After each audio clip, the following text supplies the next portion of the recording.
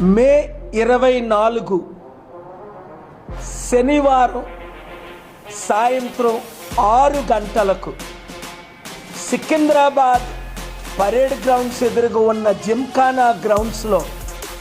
ప్రపంచ శాంతి ప్రార్థన మీటింగ్కి మీరందరూ రండి.